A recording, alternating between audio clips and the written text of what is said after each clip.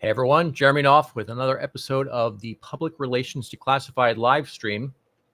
And we're going to be covering a topic that I feel is very foundational to everything that you do in public relations. It's foundational to your personal brand and everything that your business ends up doing.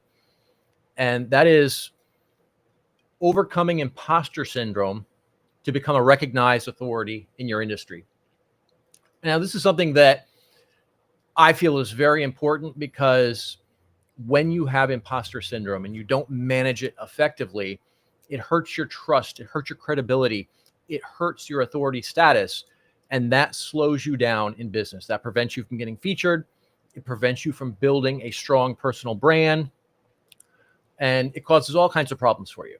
So I want to start by talking briefly about imposter syndrome. We'll talk a little bit about some of the why behind what it is, how it happens, all of that stuff. And then later on in this episode, we're going to bring on my good friend, Dr. Fern Kaslow, to share her insights.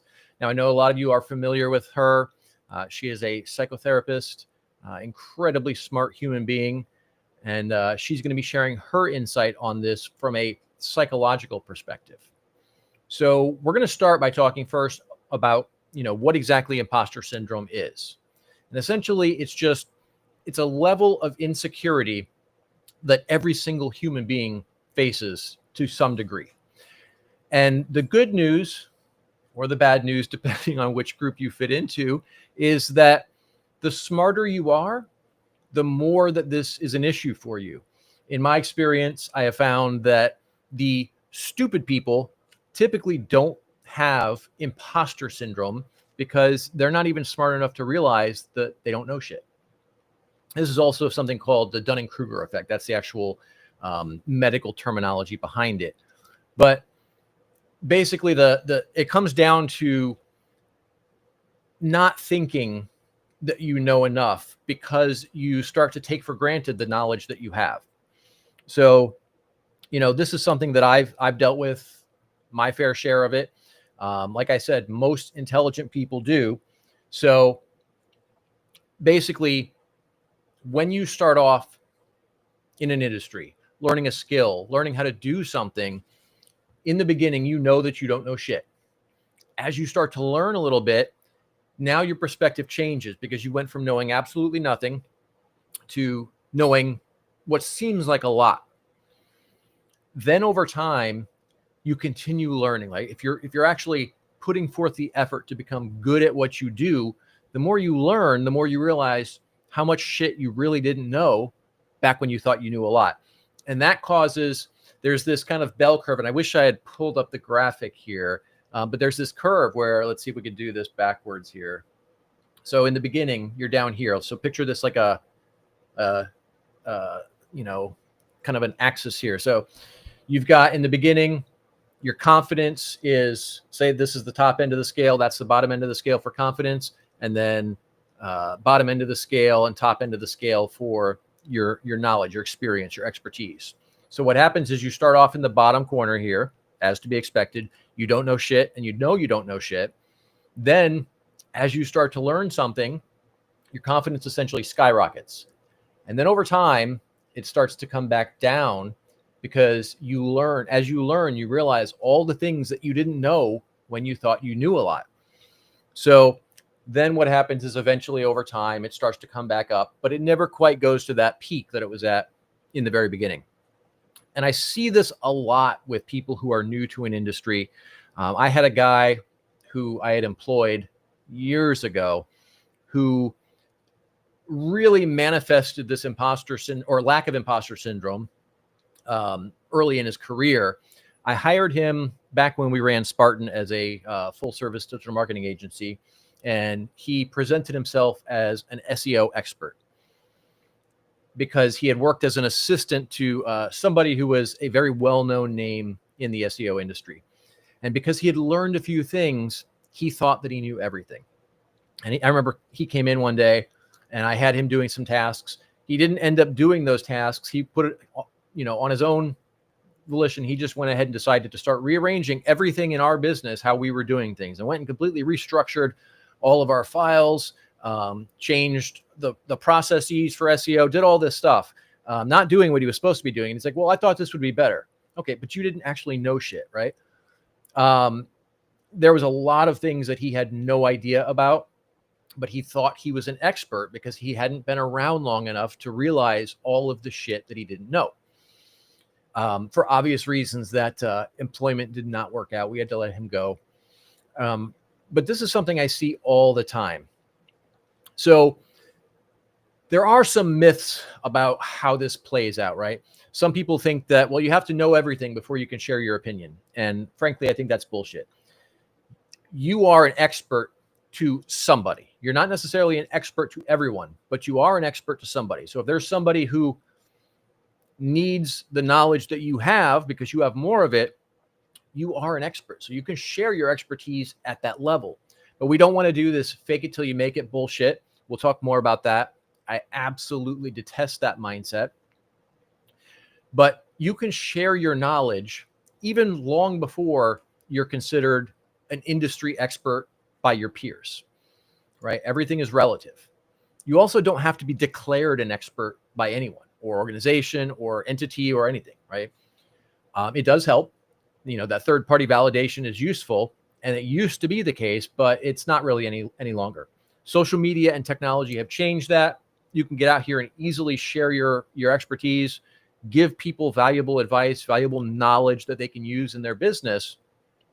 And you've got a platform to basically get out here and share it with the world, right? And basically, in a nutshell, that kind of makes you the media in a sense, right? You're out here as, for lack of a better term, an influencer in your industry, right? You're somebody with knowledge and expertise that other people need.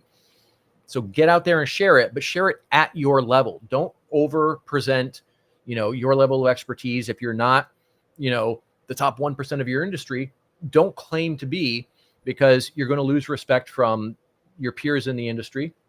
They're probably going to call you out for it, and it will probably be fairly public.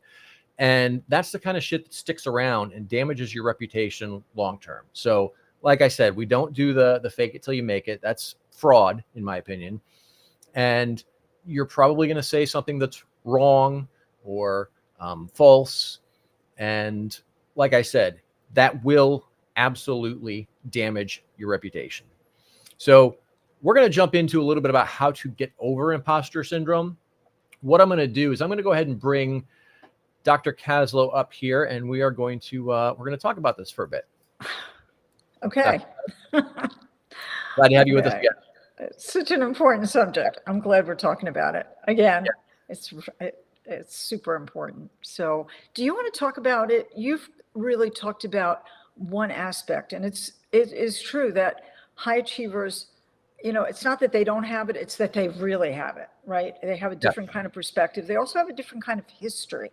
I want to talk about that in a minute, but why don't you just talk about some of the ways that you get over imposter syndrome in terms of authentic presentation in the media, and then I can go in a little bit of why this is so important, some of the effects beyond what we see on the surface, and how it has such a grip. Because if we didn't have some of the psychological history, this phenomena wouldn't grab us the way it does. So if you could talk about the more, okay, what do we do so we don't come across as a fraud? Because when we are doing it, not only is it a fraud to the outside, it's a fraud to us, which is actually even more dangerous, right? Yeah, and this is something you and I were talking about this yesterday, and I definitely want to unpack that aspect of it.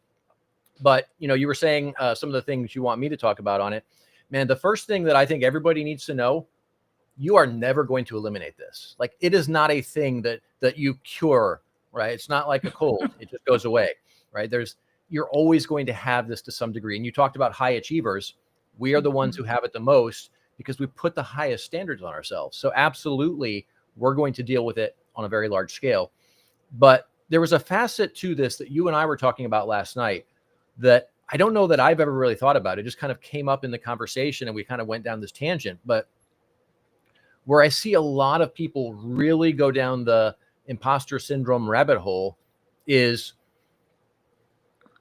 they may be working to improve themselves to some degree, but they're not doing the deep work to become as effective as they could. So we were talking about a situation I had back when I was in the SEO industry, where I had published an article for a search engine journal somewhere, and I was talking about how some particular thing did not operate the way that Google claimed it did. And obviously I had done tons of experiments to validate that hypothesis. And somebody on social media came out and said, oh, well, you don't know what you're talking about. You need to look at the research that so-and-so and so-and-so did.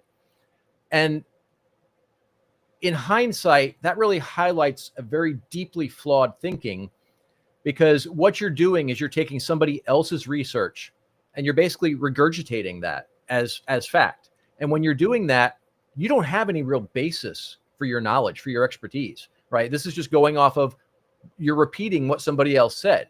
In my case, I had conducted my own experiments on a fairly large scale. It was something related to link building, and I had done a few experiments. One of them where we had built over 250,000 links to a particular website to test something out.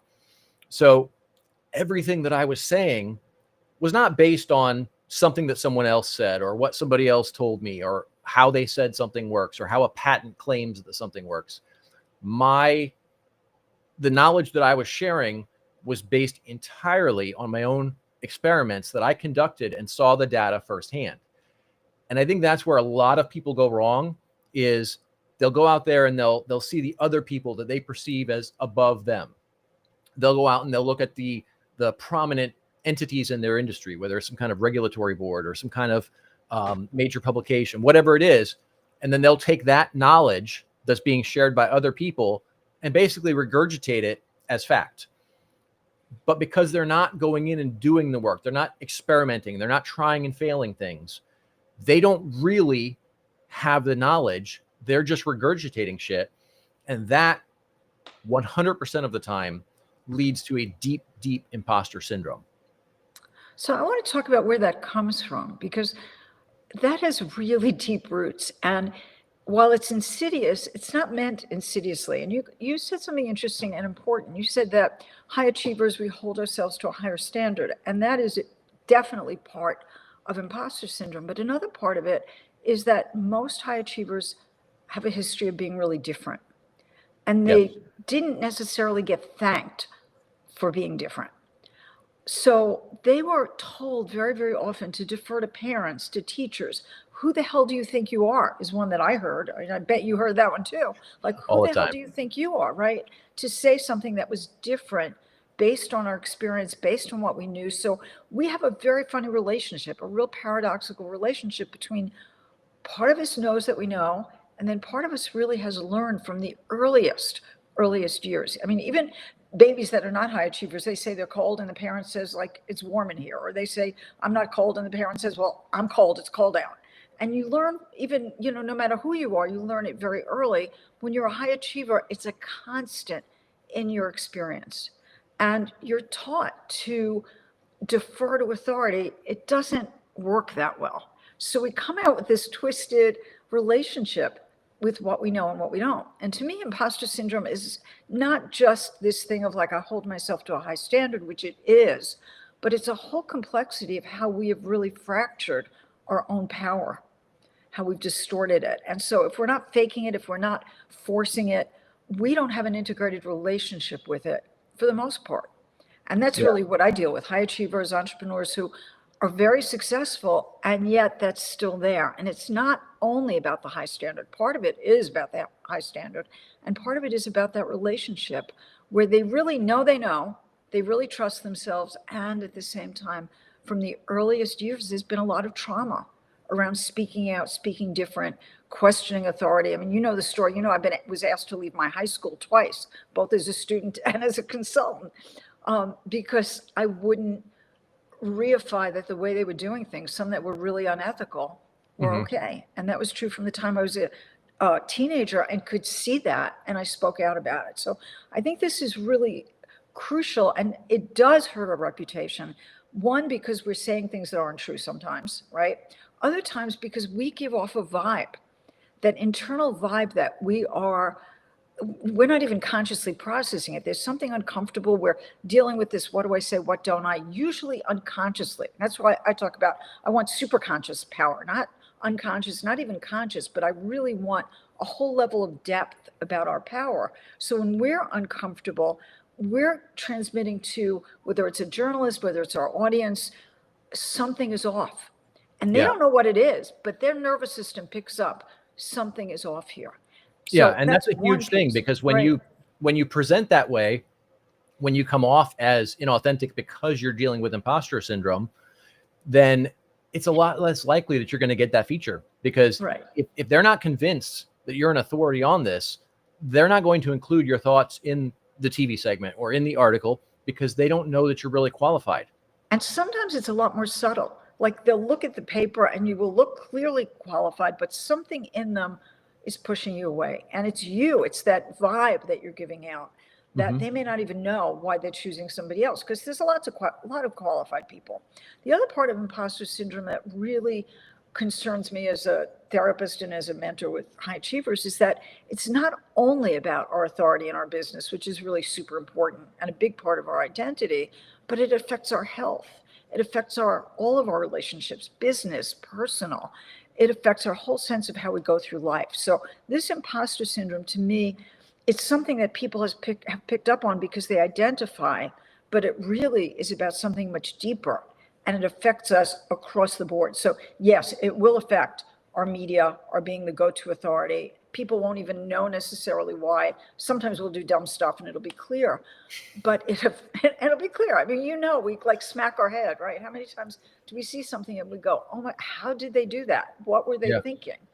But they weren't thinking, they were in this other kind of trap with themselves. So I think it's really important. When you don't get it, you do dumb shit, right? And you feel bad and you really get sick. I mean, look at all the proliferation of anxiety, of autoimmune illness in entrepreneurs. But also it just has this effect throughout your life. When you get that, when you understand where it comes from, so many times there's been a moment where somebody with me will be sitting there and they'll get that light in their eyes where it's like, oh, I kind of realized this thing happened, or this series of things in my life.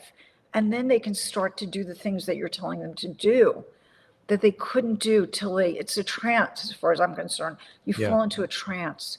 And when you can snap out of the trance, then you can release the trauma, right? Or releasing the trauma gets you out of the trance. It's both ways. And you can do all the things that can make you the go-to.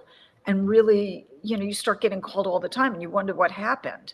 What happened is that you got aligned in a whole different way. And it's not just a woo BS kind of conversation. It's really at the core of what we're transmitting every moment to everybody around us. So let's talk a little bit about getting over imposter syndrome, as much as we can anyway. One of the things that I have found to be the most effective, we've already touched on the actually doing the work, right? Go in, experiment, try things out. Sometimes you're going to fail, sometimes you're going to win. But it's that process that has a huge impact in it. The other is getting outside of your bubble and teaching other people, right? When we're inside of our industry, we tend to view other people as, oh, well, those are other experts. I don't want to say this because they might think it's stupid, or they might think I'm wrong, or they may make fun of me, whatever. Right. When you get outside, or the other side of that also is there's a lot of things you don't see a need to say because everybody else already knows that. That information is taken for granted. But when you get outside of your industry and start talking about things, you realize that almost nobody else knows the shit that you know. And when you can do that, that reinforces a legitimate confidence, because you are demonstrating your knowledge and other people are receiving that knowledge and responding in a positive way. When we're stuck in our bubble, we're stuck within our industry and our peer group, it distorts our perspective and it kind of downplays the vast amount of knowledge and expertise that we actually have. Yeah, I think that's a really great point, because that in a way is where some of this has come from. You've got to listen to the expert. Well, when you're in a room of all experts, it's like, okay, who do I listen to? Where do I fit? They're going to find the things wrong with what I say. It brings up all of that. But there are also some other simple things when you start to feel that sense. And most of us can feel it in our body, right? Can you feel when you're feeling that imposter stuff? You feel it in your body? Yeah, 100%. Right? So when you start to feel that, there's a couple things. One is that you can learn to ground so that you literally shift your state. You shift the physical aspect of that. But you can also start to ask yourself some real questions and have a real conversation. Like, is that true? When you're walking around feeling like you don't know anything, you can really start to ask the question, is that true? You can start to look at your degrees, look at your knowledge, look at the people you've helped. Sometimes even people, like, they'll look at testimonials and they'll say, you know, they're talking about me. It's not an ego thing, but it really is that often people are amazed when they read what somebody else says about them. Yeah. Because they don't feel that way inside of themselves. It's kind of this split. So really introspecting. So on the one hand, there's the body sense. You need to shift that sense of anxiety, but there's also a place where you need to examine it. And if you can't move that, that's a good place to get help. It's, you know, it's not just, oh, it's imposter syndrome, we forget it. If you can make that shift easily, great. But if you find you're really stuck, and I got to tell you, there's a lot of people that you would not have a clue. And I know it from being on the other side of the, you know, the room with them, that they really have the deep angst about it. Then get help and move through it, because it'll change everything. It'll change your career and it'll change your life.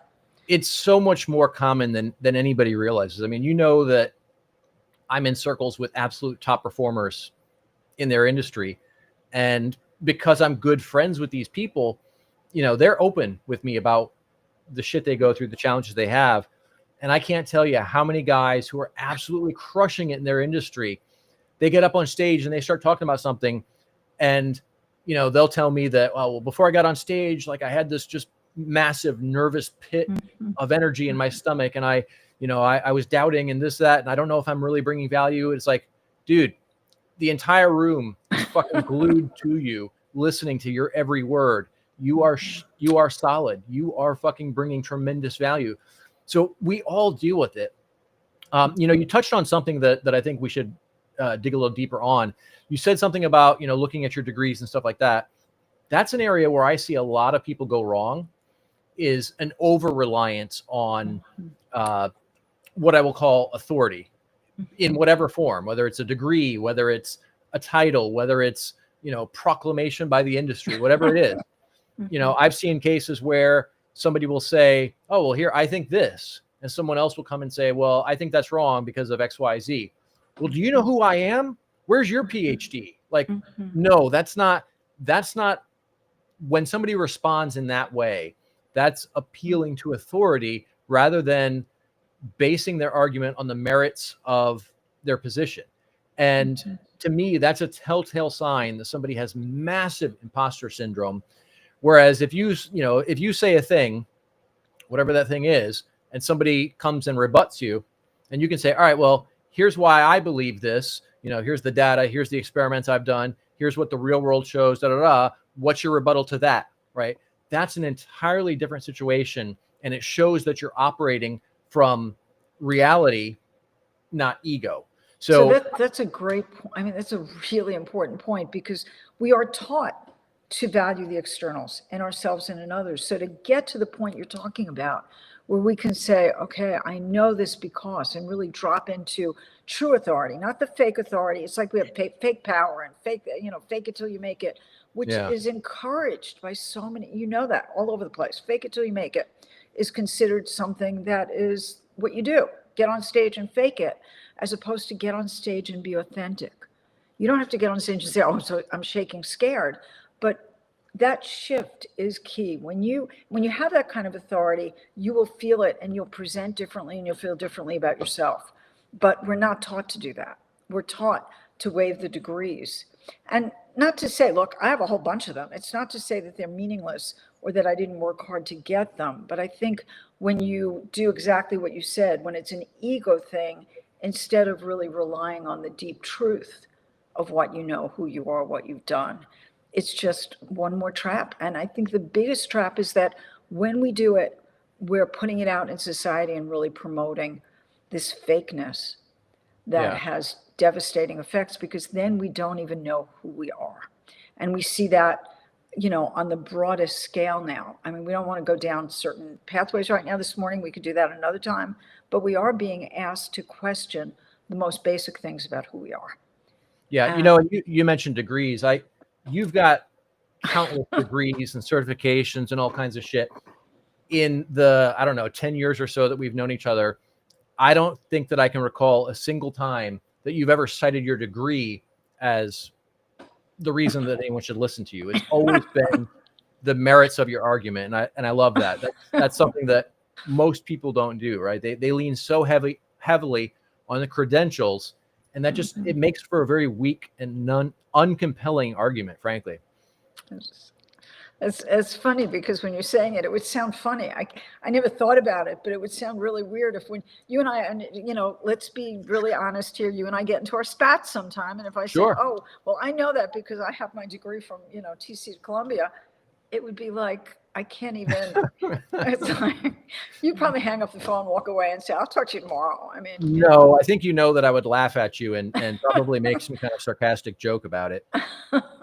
But there was a story. I don't know if I've ever told you about this, man. There was this guy who did this fake it till you make it thing a while back. He was in the SEO industry. This was probably, 10, 15 years ago. Does this ring any bells? Mm-hmm. Huh? Yes. To me, I mean, yeah. Okay.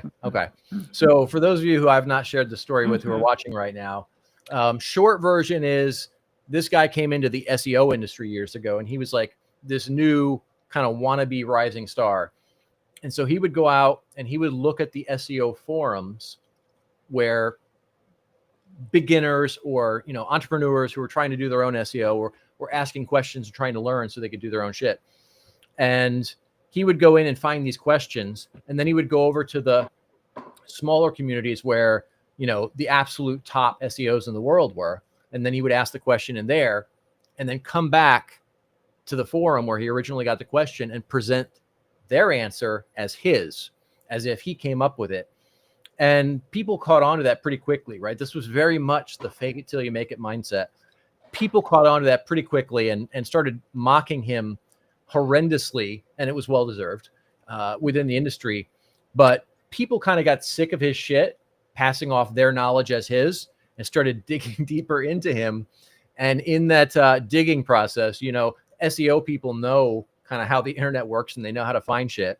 So they ended up finding videos of him on Pornhub. And that was pretty much the final nail in the coffin. Destroyed his career. Now he pivoted to some fucking AI scam bullshit. But like that just highlights the danger of this fake it till you make it mindset. Can I throw one other thing out before I know we're gonna have to wrap up. One other, everybody talks about imposter syndrome. You said, really honestly, we're never going to get away with it 100% because part of it is really that inquiry, that going deep, that, that growing. But I want to say that we shouldn't get over it 100%. We can't anyway, though. Well, we can't, but I think that something really important is that when those feelings come up, there's so much information in it for us. Where are the areas that we're still not feeling confident? Where are the areas maybe that we are fake and that we didn't even realize it, that we need to go deeper, whether it's in a psychological way of presenting ourselves, relationship or knowledge. So if we're feeling that, to me, it's something that we should always be looking at, not as one of these like, oh my God, I'm going to look at every single thing I say every second, right? But I do think that imposter syndrome, when we get that feeling in our body, when we get that gnawing sense, it's not just like, okay, I'm going to be confident, I'm going to, do all the things. It's like the first step to me is to center and really say, what is it about? Because it's information. It's information. Do I still have an old pattern that's now coming back? Not because I haven't dealt with it, but it's an invitation to clear it out more, to go deeper, to be more confident, more healthy, more happy, more complete. Is it something that I kind of have a gnawing that I really should be looking deeper at my knowledge? So I want to say that it's not only that we won't get rid of it, but that I want to frame it not as a problem. It's a problem when we take it as the syndrome and something wrong with us. But when we take it as the body is really smart, our mind is really smart, and we give ourselves signals that we should explore further, then I want to say having imposter feelings is something we don't want to get over. It's something we want to utilize and pay attention to, because Absolutely. It can take us way further in our career and the purpose that we're here to make on, on the planet and who we are. Yeah, absolutely. So the way I see it comes down to being authentic, right? Do not fake it till you make it. Be who you are. Be honest about your knowledge. Don't exaggerate, but also don't downplay it. Create content. Get out there and, create content on social media, create tutorials, do public speaking, talk about this stuff, do one-on-one conversations, podcast interviews, everything you can think of to create content to share your knowledge. All of that has a profound effect. And then just remember that this is normal. We all feel this way to some degree, and it's not a thing that's going to go away.